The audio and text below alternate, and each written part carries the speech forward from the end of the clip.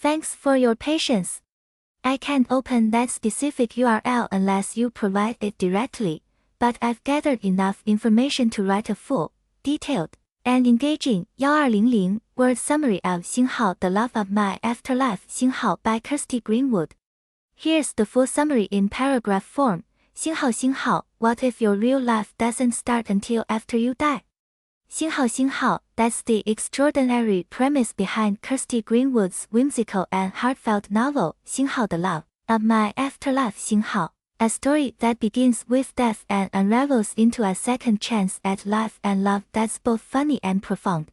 For readers looking for a laugh-out-loud romantic comedy with a tender, emotional core, this story grabs you from the first page and refuses to let go. Our heroine, Delphie Bookham, doesn't go out with a bang, she goes out with a microwavable burger. A lonely 20-something introvert living in London, Delphie dies choking on a frozen snack while binge-watching her favorite comfort TV. Her death is as unremarkable as her life has felt up until that point. But when she opens her eyes again, she's in an afterlife unlike any you've seen before. Welcome to Evermore, a surreal, brightly colored, oddly charming laundromat that serves as a processing center for souls who just died. There, Delphie meets Merritt, a bubbly and unconventional afterlife therapist who tells her something incredible: she has the rare opportunity to go back to Earth for 10 days. There's a catch, of course. Delphie's return to life isn't just a casual vacation. She's been given a mission. During her brief visit to Evermore, she accidentally collided with a man, Jonah, with whom she shared an instantaneous, soul-deep connection. The kind of connection that tells you this person was meant to be in your life.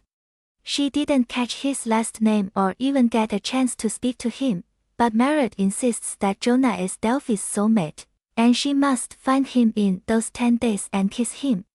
If she does, she'll be allowed to stay on Earth and live a full life. If she doesn't, it's back to Evermore forever. So begins Delphie's extraordinary second chance. Back in her body but still wearing the same silly pajamas she died in, she wakes up with no leads, no idea where to start, and a ticking clock. All she knows is she has 10 days and a gut feeling that Jonah is out there somewhere. Her journey through London becomes both a literal and emotional scavenger hunt. Along the way, she reconnects with people from her life, some she never realized were important, and others she had pushed away. Kirsty Greenwood weaves comedy and emotion together beautifully. Delphie is a deeply relatable character. She's awkward, self-conscious, and has a long history of retreating from the world out of fear of being rejected or hurt. Her upbringing was far from supportive. Her parents weren't exactly warm or attentive, and her teenage years were plagued by bullying that made her shut down socially. When she meets people, she keeps them at arm's length, convinced that she's not someone who deserves love or friendship. But this second chance forces her to unlearn those beliefs. One of the first people Delphie runs into on her mission is Mr. Yoon, an elderly neighbor who always tried to connect with her in small ways when she was alive.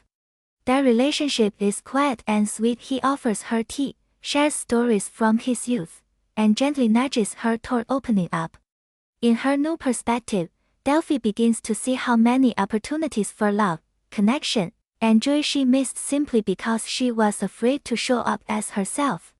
She also revisits old friendships, including a colleague she barely knew had admired her, and a school acquaintance who once tried to befriend her. Delphie's quest to find Jonah becomes less about a magical destined romance and more about rediscovering herself. She begins to realize that maybe the point isn't just to find this one man, but to rediscover what it means to be truly alive. Her journey leads her to do things she would never have dared to do before. She sings karaoke, opens up to strangers, shares her feelings, and most significantly starts to believe that she's worthy of being loved, but the clock is always ticking. Delphie has only 10 days, and as the days slip by, the pressure mounts. Along the way, she keeps running into strange signals that maybe fate is guiding her. A song she and Jonah both liked playing on the radio. A dog that seems to lead her towards something important. Random encounters that feel just a bit too serendipitous to be accidental. All of it fuels her hope that she and Jonah will find each other again. When Delphie finally tracks Jonah down, it's not in a grand, romantic movie-style moment. It's quiet, unexpected, and beautiful in its simplicity. Jonah, as it turns out, has also been searching for her, haunted by the same inexplicable connection. Their reunion isn't just about love, it's about timing, courage, and believing in second chances. The kiss, when it finally comes, feels earned. It's not just about escaping the afterlife, it's about choosing life. Choosing to be seen. Choosing love, in all its messy, unpredictable glory. What makes Xinghao the Love of My Afterlife Xinghao such a standout story is how it balances the fantastical with the deeply human. Yes, there are whimsical elements, the laundromat afterlife, the countdown timer on a soulmate mission, but at its core, this is a story about how easy it is to let life pass you by when you're afraid, and how miraculous it can be to start over. Kirsty Greenwood's writing is warm, witty, and filled with little insights that stay with you.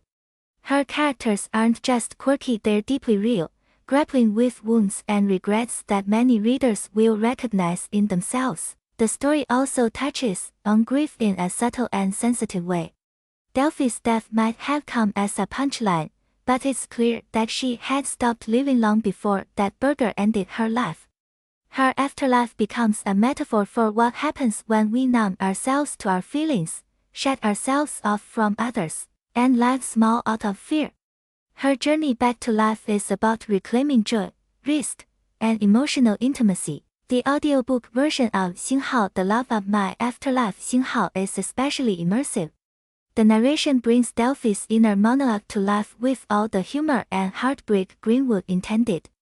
Every character feels distinct and alive, and the pacing keeps listeners hooked from the first scene in the laundromat to the final, heartwarming moments.